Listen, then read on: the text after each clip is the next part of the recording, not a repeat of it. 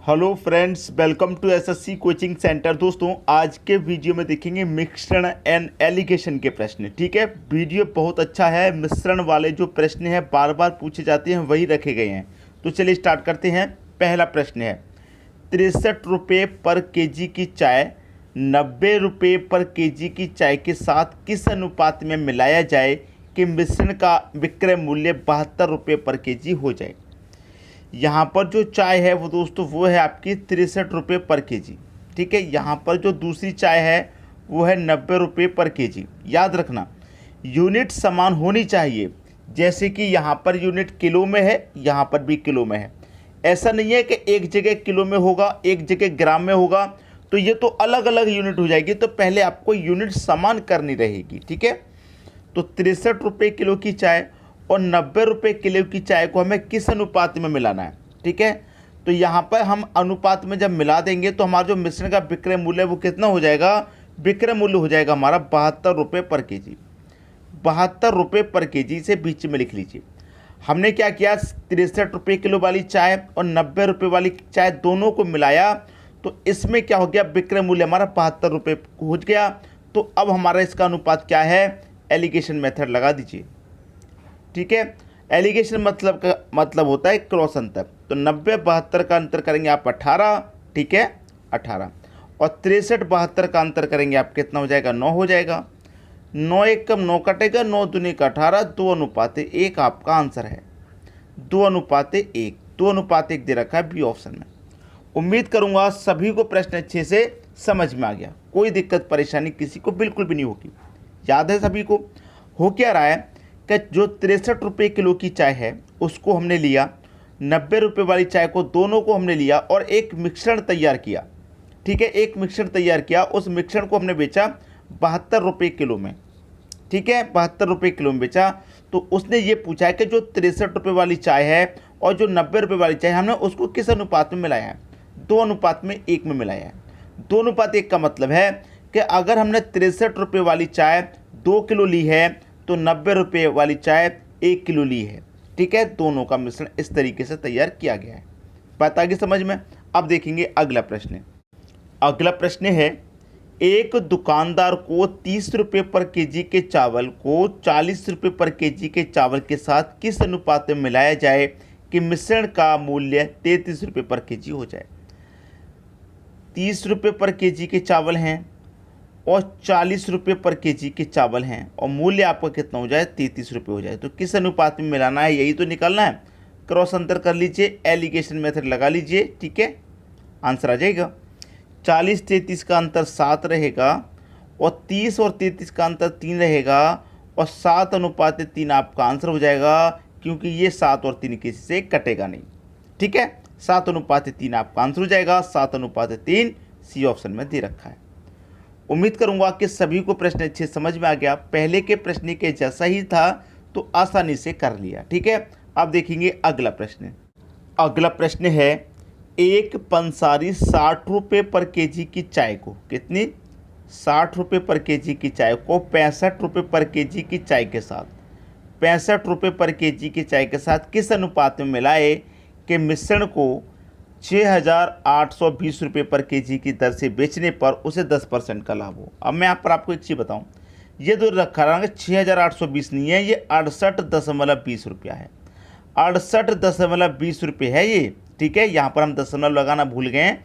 यहाँ पर जो प्रश्न पूछा गया है वो ये है कि 68.20 रुपये पर केजी दर से बेचने पर। अब देखिए, सबसे पहले आपको करना क्या है कि यहाँ पर जो दशमलव है इसे हटा लीजिए। 68.20 रुपये है। ठीक है, सबसे पहले आप क्या करेंगे, ये जो दशमलव है इसको सॉल्व कर लेंगे। क्लियर हुई बात, दशमलव को सबसे पहले सॉल्व करना है। अब यहाँ पर क्या कह रहा है कि लाभ उसे 10% होना चाहिए। लाभ कितना होना चाहिए, 10%। तो देखिए, लाभ 10% होना चाहिए, तो 100 में 10 जोड़ेंगे तभी तो 10% लाभ होगा। तो इसका मतलब ये 110।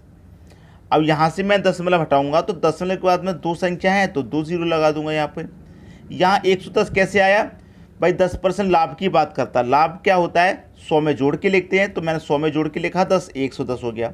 दशमलव का 2 संख्या थी तो 2 0 आगे, गुने 100 कर दीजिए। तो 2 जीरो से सीधे सीधे आपके ये 2 जीरो कट गए और 1 जीरो से आपका सीधा सीधा ये वाला जीरो कट गया। 11 से कटा दो, 11 छिक्के 66 कटेगा, 2 बचेगा 22, 11 दूनी का 22, 62 निकल के आया। तो इस 62 को आप कहाँ रखेंगे? बीच में। अब क्रॉस अंतर कर दीजिए, ठीक है। 65-62 का अंतर 3, 60-62 का अंतर 2, 3:2 आपका आंसर आ गया।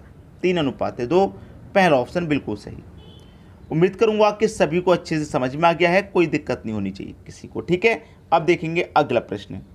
अगला प्रश्न है 30% सांद्रता वाले एल्कोहल को 50% सांद्रता वाले एल्कोहल में किस अनुपात में मिलाया जाए कि 35% सांद्रता वाला एल्कोहल प्राप्त हो? किस अनुपात में मिलाना है भाई? यहाँ पर दे रखा है हमको एल्कोहल 30%, यहाँ दे रखा है 50%, और दोनों को मिलाने के बाद कितना हो जाता है? 35%, ठीक है, 35%। अब कर लीजिए क्रॉस अंतर, ठीक है। 50-35 का अंतर 15 आ जाएगा, 30-35 का अंतर 5 आ जाएगा। अब कटा लो, 5 एकम 5, 5 तिरिका 15। भाई किस अनुपात में मिलाना है? 3:1 में मिलाना है, और 3:1 आपको बी ऑप्शन में दे रखा है। क्लियर हुई बात? अच्छे तरीके से प्रश्न समझ में आ गया होगा। अब देखेंगे दोस्तों अगला प्रश्न। अगला प्रश्न है स्प्रिट के साथ पानी किस अनुपात में मिलाया जाए कि मिश्रण को लागत मूल्य पर बेचने से 20% लाभ हो? कह रहा है कि स्प्रिट में जो पानी है वो हमें किस अनुपात में मिलाना है ये बताना है, ठीक है। किस अनुपात में मिलाना है कि मूल्य पर, जो लागत मूल्य है उस पर हमें 20% का लाभ हो जाए, ठीक है। देखिए, एक मैं लूँगा स्प्रिट और दूसरा है पानी, इन्हीं का तो हमें मिलाना है। अब मैं अगर ये कहूँ कि स्प्रिट हमारे पास 100% है, स्प्रिट हमारे पास कितना है? 100% है, और लागत मूल्य पर बेचने पर मुझे क्या होना चाहिए? 20% का लाभ होना चाहिए। तो इसका मतलब पानी मुझे 20% मिला देना होगा। अगर स्प्रिट आपका 100% है तो मैं पानी 20% उसे मिला दूंगा तो 120 हो जाएगा। भाई जैसे कि मान लीजिए मेरे पास 100 लीटर दूध है, और अगर मैं उसमें 20 लीटर पानी जोड़ देता हूँ तो मुझे मुनाफा 20 लीटर का सीधा होगा कि नहीं होगा? 20% का सीधा सीधा मुनाफा होगा। उसी तरीके से अगर मैंने इसमें पानी मिला दिया 20%, तो यहाँ पर 20% का सीधा सीधा फायदा है। क्लियर है? आप परसेंट से यहाँ परसेंट कटा दीजिए। 20 से कटेगा 5 बार में, 20 से कटेगा 1 बार में, तो इसका मतलब 5:1 में हमको इसे मिलाना है, ठीक है। किस अनुपात में मिलाए? 5:1 में मिलाना है। बी ऑप्शन हो जाएगा आपके प्रश्न का सही आंसर। आगे बात समझ में। अब देखेंगे दोस्तों अगला प्रश्न। अगला प्रश्न है आपका, शुद्ध दूध से भरे किसी बर्तन में 20% दूध निकालकर उतनी ही मात्रा में पानी डाल दिया जाता है। यह प्रक्रिया कुल 3 बार की जाती है।